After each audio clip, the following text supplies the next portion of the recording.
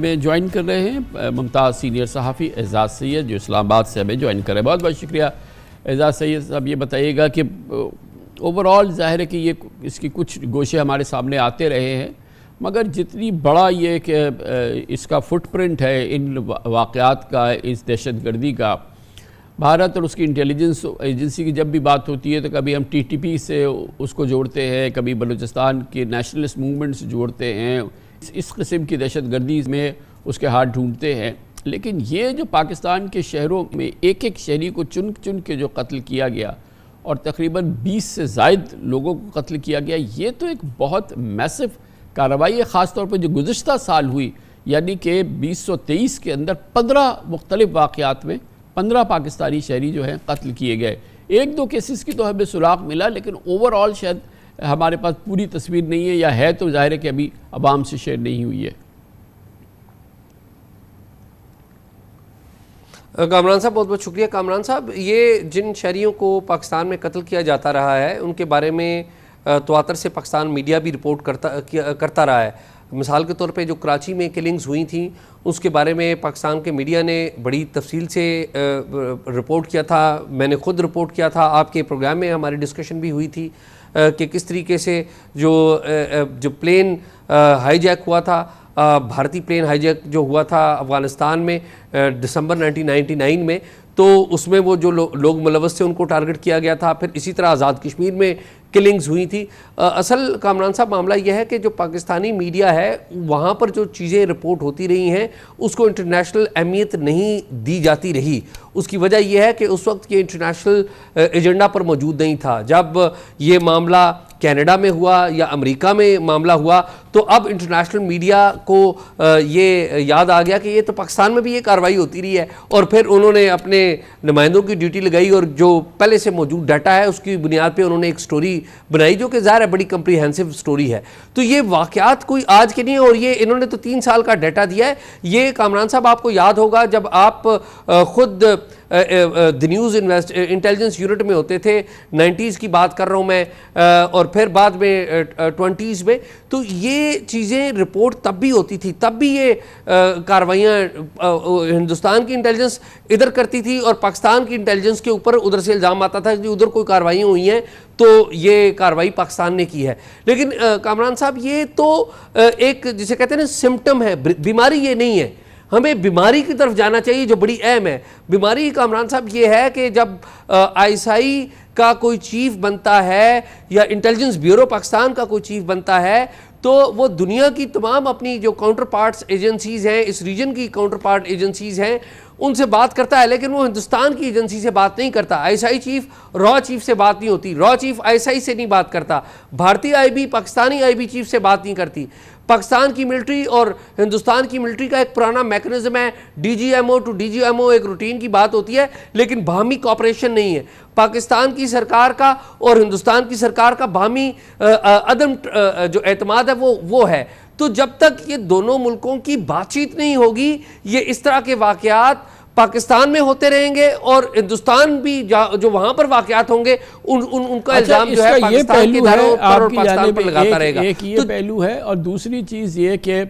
بہرحال یہ چیلنج ہے نا ہمارے لیے بھی، ہماری سیکیورٹی سروسز کے لیے بھی، کہ ہماری سرزمین پہ ایک دو نہیں مطلب درجنوں واقعات ہو گئے ہیں، اور جو کہ بہت ہی تشویش کی بات ہے کہ ہمارے شہریوں کو جو ہے وہ نشانہ لگا کے قتل کیا گیا ہے. اور یہ تمام وہ شہری ہیں جن کے بارے میں ہماری رائے یہ ہے کہ یہ جو عسکریت پسند گروہوں کے ساتھ یا گروپس کے ساتھ ان کے کوئی تانے بانے رہے ہیں. اس میں بڑی ہمارے لیے بھی ایک بڑی تشویش کا پہلو تو ہے. ایک بین الاقوامی پہلو ہے، بھارت دہشت گردی کر رہا ہے، ایک یہ پہلو ہے، لیکن ہمارے یہاں اگر 15 واقعات ہو گئے تو ہمارے لیے بھی تو تشویش کی بات ہے نا. کامران صاحب اس میں تو کوئی ڈاؤٹ ہی نہیں ہے کہ ہمارے لیے تشویش کی بات نہیں ہے. آپ کو یاد ہوگا 2021 میں لاہور میں جو واقعہ ہوا تھا حافظ سعید کے گھر کے قریب جو دھماکہ ہوا تھا، اس میں جو پنجاب کی سی ٹی ڈی نے اس وقت آئی بی اور آئی ایس آئی کے ساتھ مل کر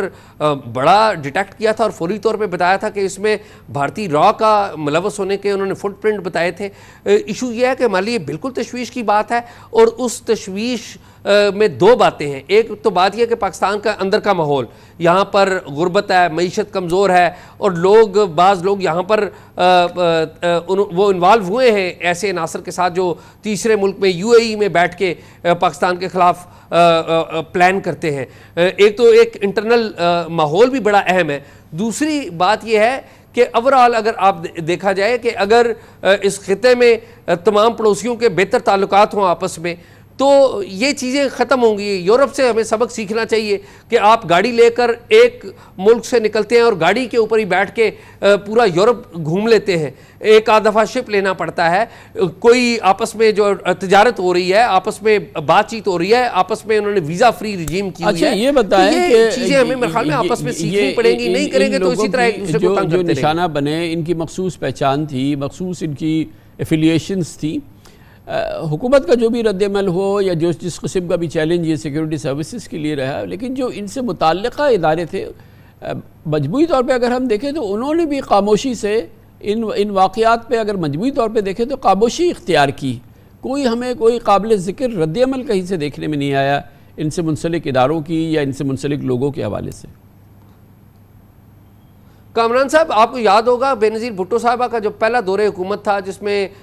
چودھری اعتزاز احسن صاحب وزیر داخلہ تھے، تو اس وقت بھی پاکستان کے اوپر بعد میں جب بینظیر بھٹو صاحبہ چلی گئیں تو چودھری اعتزاز احسن کے اوپر ایک عرصہ دراز تک یہ الزام لگتا رہا کہ جی انہوں نے علیحدگی پسند جو سکھ ہیں ان کی فہرست دے دی، کیونکہ آپ کو یاد ہوگا کہ بینظیر بھٹو صاحبہ نے راجیو گاندھی کو پاکستان میں بلایا تھا اور پاکستان اور بھارت کو قریب لانے کی کوشش کی تھی۔ اس دفعہ یہ جو واقعات ہوئے ہیں اس پہ ہمیں نظر تو نہیں آ رہا فی الحال کہ کوئی کسی لیول کے اوپر کوئی باہمی تعاون ہوا ہو، لیکن جو کچھ بھی ہوا ہے ظاہر ہے اگر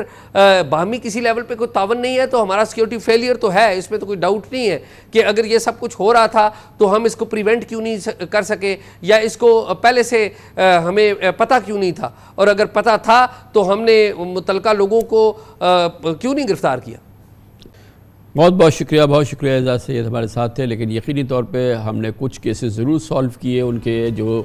ملزمان تھے ان کو آئیڈینٹیفائی کیا، بھارتی شہریوں کو آئیڈینٹیفائی کیا، لیکن شاید یہ تمام کیسز جو ہیں ابھی اس کے ایک علیحدہ اس کی ریزولوشن نہیں ہوئی ہے، کم از کم پبلک سے شیئر نہیں ہوئی ہے۔ کمرشل بریک اس کے بعد ذکر کریں گے۔ یہ تو ہے بین الاقوامی دہشت گردی پاکستان میں، لیکن کراچی کی شہریوں کے ساتھ اور کراچی کی سڑکوں پہ روزانہ سینکڑوں واقعات ہو رہے ہیں جس کو دہشت گردی ہی کہنا چاہیے۔ یہاں پر اس کو اسٹریٹ کرائمز کہتے ہیں، جس میں بندوق کی نوک پہ درجنوں لوگوں کو ہر گھنٹے لوٹا جاتا ہے۔ ایسا ماحول ہے جو اس سے پہلے کبھی دیکھا نہیں گیا، اس خطرناک کیفیت میں بھی جو کہ ہم کئی سالوں سے دیکھ رہے ہیں۔ پچھلے 2 دنوں میں 5 شہریوں کو مار دیا گیا، ایک 70 سال کے شہری کو، بزرگ کو گولی مار کے ہلاک کر دیا اسٹریٹ کرمنلز نے ذرا سی مزاحمت پہ، اور اس پوری صورتحال میں قانون اور ادارے بالکل خاموش نظر آتے ہیں۔ اس کی بات کر لیتے ہیں چھوٹے سے وقفے کے بعد۔